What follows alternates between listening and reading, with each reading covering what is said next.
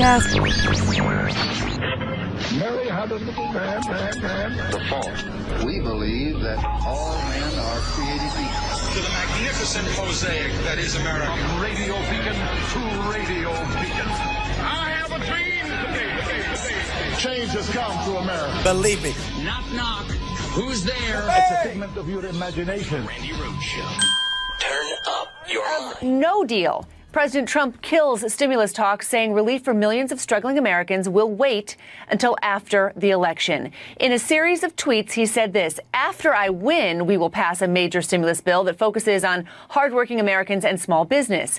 Now, the move stunned lawmakers, especially since House Speaker Nancy Pelosi and Treasury Secretary Steven Mnuchin had been talking over the last few days in a last-ditch effort to reach a deal.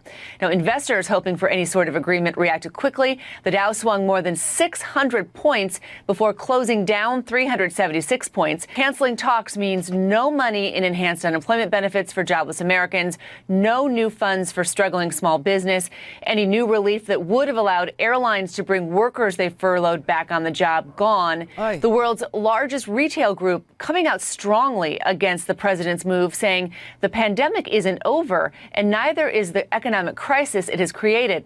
Now, the president's move came just hours after the Fed chief, Jerome Powell, said this.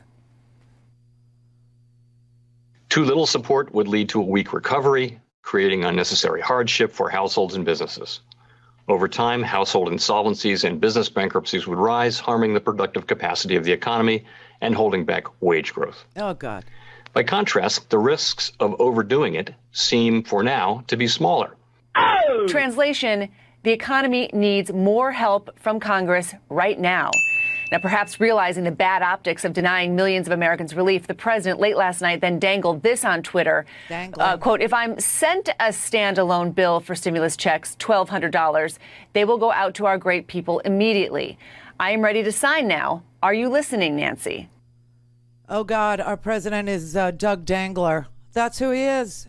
He's deranged and demented. He's in the middle of a psychotic episode, and he's tweeting with his roid rage. The president has roid rage. He is on these freaking steroids, this big dose of dexamethasone, which causes psychotic derangements, insomnia, mood swings, frank psychotic manifestations. And that's just last week's debate. What happens after he gets the steroids?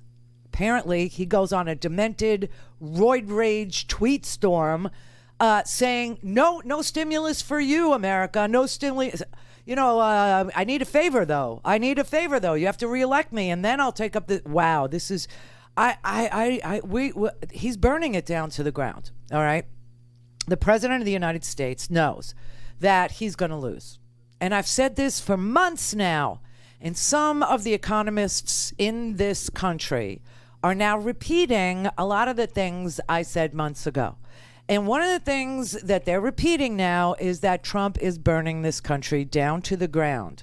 The reason is because if I can't have America, no one can. That is Donald Trump. And he is now in full throttle psychotic derangement, roid rage, taking away the ability for the United States to keep people working at airlines, in retail, at all these, Disney, 28,000 let go there. I mean, I don't know that there could be a worse drug to give Donald Trump than steroids. If you just look at the insert in a Medrol pack, which is... A Medrol pack is what they give you when you have bronchitis or, inflammation, some sort of syndrome. It's minor. It's minor next to like dexamethasone, which is massive doses of steroids, okay? But just the little Medrol pack, it says erratic, impulsive, moody, irritable, manic, aggressive, violent. In short, steroids turn people into Donald Trump. You know what the other side effects are of steroid use? Shrunken testicles, baldness, and the development of man boobs. So if Trump starts looking like Sinead O'Connor, nothing compares to you, sir. Nothing compares. He's already a tiny testicle baldy with man boobs. I don't know how bad this can get. But tonight is debate night. And guess what? Kamala Harris gets to debate the head of the coronavirus task force, which allowed for the leader of the free world to get COVID. And we don't even know when he got COVID. They are seriously sitting on this medical information.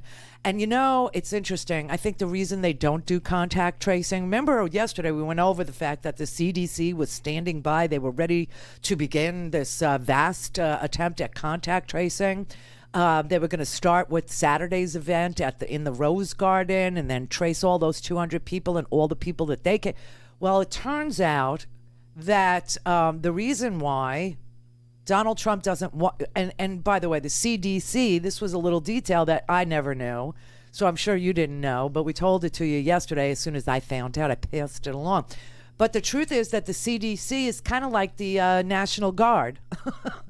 You know, you have to be invited in. I don't know. I don't think the National Guard by the governor, yes, but by the president, no.